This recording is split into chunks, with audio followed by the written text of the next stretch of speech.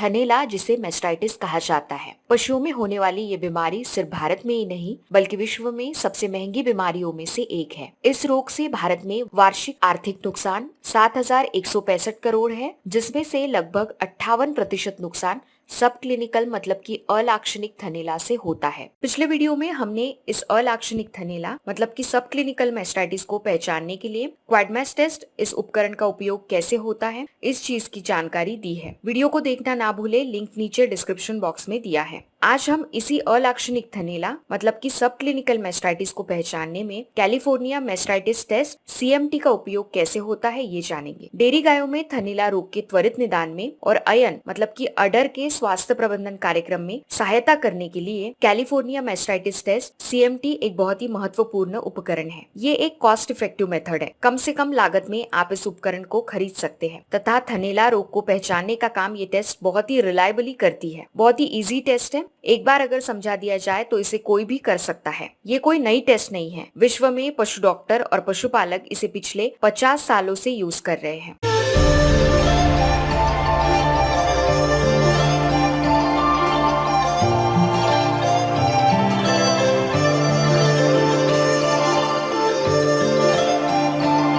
इस टेस्ट के लिए हमें किन चीजों की जरूरत है? सबसे पहले तो ये CMT पैडल है। दूसरा, हमें रिएजेंट लगने वाला है। तो चलिए जानते हैं ये टेस्ट कैसे किया जाता है। पहली 1-2 धाराओं के दूध को छोड़ दे।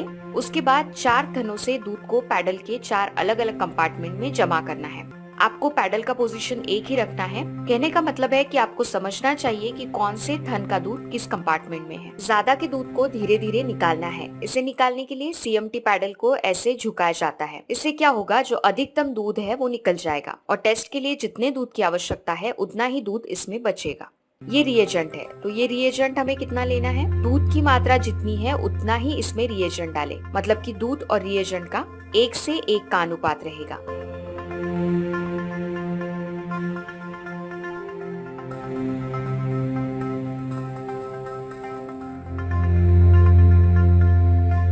अभी पैडल को धीरे धीरे घुमाना है, जैसे कि वीडियो में आप देख सकते हैं। ऐसे घुमाना है 10 से 30 सेकंड्स के लिए। जब हम ये घुमाते हैं तो रिजल्ट्स आना शुरू हो जाता है।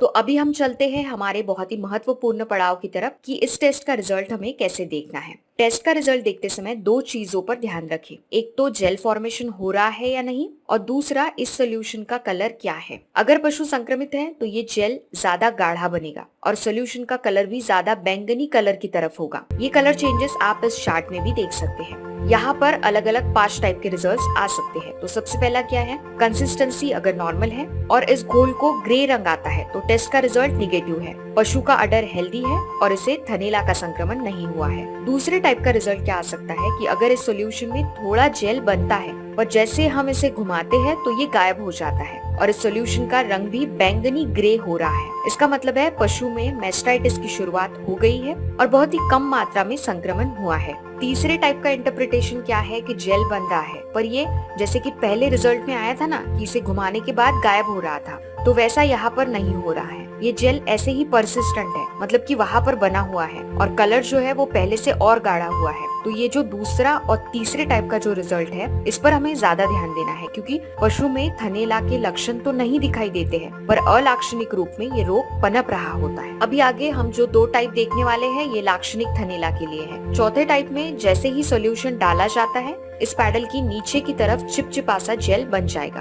और 5वें टाइप में सॉल्यूशन डालने के बाद अंडे के सफेद हिस्से की तरह जेल बन जाएगा और ज्यादा गाढ़ा होगा। इसका कलर भी गहरा बैंगनी होगा और ये पशु गंभीर रूप से संक्रमित है।